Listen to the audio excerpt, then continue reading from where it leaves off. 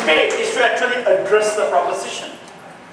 My opponent, my good friend, my old friend, Rafal, says he'll actually engage in a debate about mobiles versus everything, when in fact the proposition is about the most transformative ICT. So that's, I would say, an elementary error. And my opponent has also not seen the word potential, which is pregnant with meaning, which is one of the most favorite things that we in the social science jungle work with, and we who are in the government write cabinet papers with. We say there is potential. At that point of time, with the available knowledge, this is our best judgment. But my opponent seeks to ask you to be completely blind to the value of scientific reasoning with incomplete information. We have never said that there is complete information. Said, if I would say that, why on earth was I on the other side a few years ago, spending my people's money on this stuff, right? So it's sad that some of the elementary, but of course it's understandable, that one who has such a weak case has no alternative but to actually deviate from the proposition, begin by asking for appeal to reason, and end like a street corner preacher.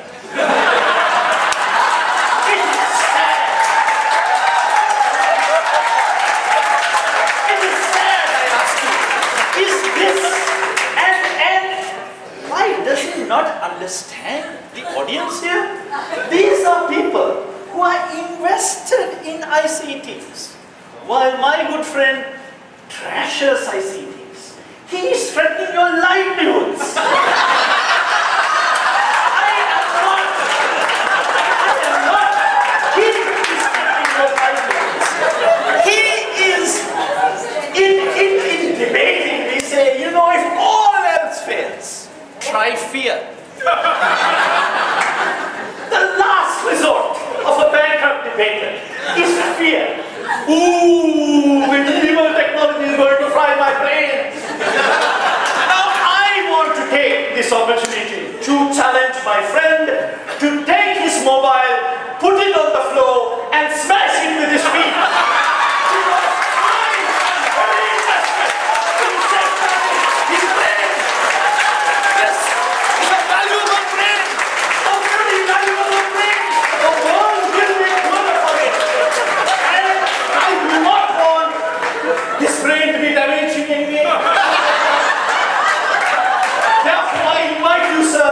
Please pull out your mobile. I know that it doesn't work at this point. But please pull it out and smash it in front of these people. You may, with your evangelistic zeal, get some more people to join you. Smashing their mobiles, stamping on them, destroying the evil instrument of oppressive domination.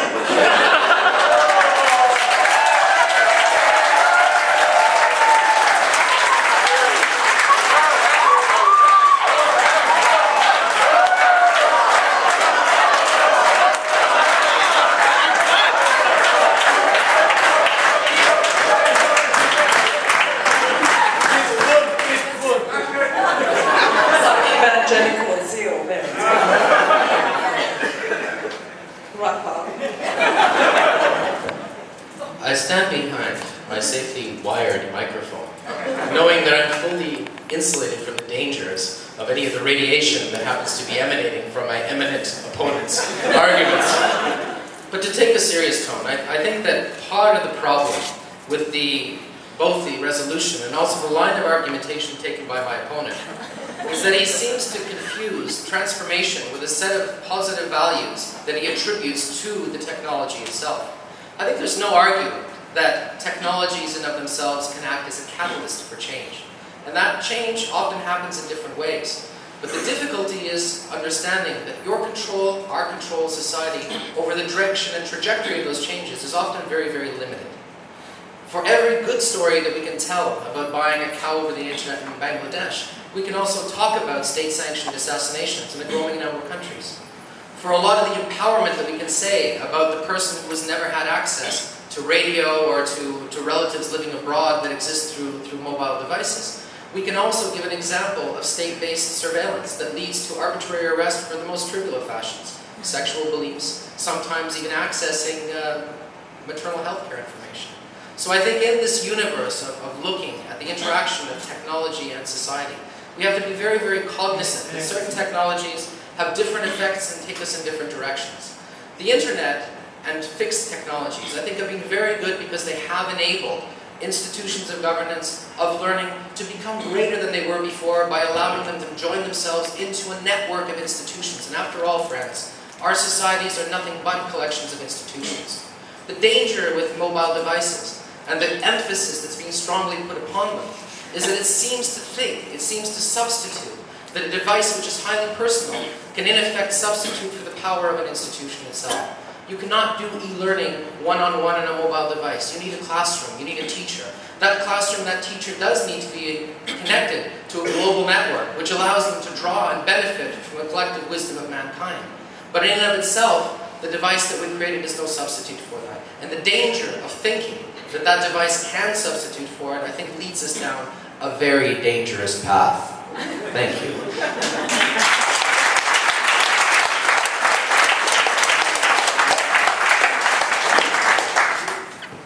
We're going to shift gear a little bit, lighten up, test our contestants' general knowledge, you know.